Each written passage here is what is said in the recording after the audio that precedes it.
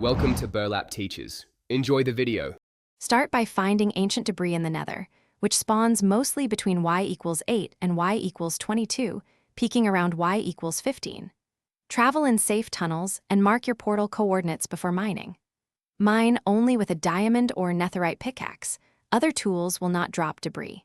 Use controlled explosions with beds or TNT for faster exposes, but watch blast radius and lava flow. Light tunnels and bring fire resistance potions, ender pearls, and blocks to block lava. Always keep quick escape routes and a shield. Once you have ancient debris, smelt each block in a furnace or blast furnace to produce netherite scrap. Collect scrap in stacks. 4 netherite scrap combined with 4 gold ingots in a crafting grid yields 1 netherite ingot. Use gold ingots from gold ore or gold blocks. Plan resource runs because 1 ingot requires 4 scrap and 4 gold. For a single netherite block, you must craft 9 netherite ingots, which means 36 netherite scrap and 36 gold ingots, so mine and smelt accordingly. To make a netherite block, open a crafting table and place 9 netherite ingots in a 3x3 grid.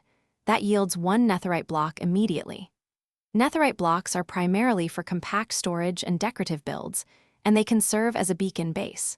Remember that each block represents 9 ingots, which originally required 36 netherite scrap and 36 gold ingots to produce, so crafting blocks is resource-intensive. Store blocks in chests, or use them to show practical wealth or reinforce structures.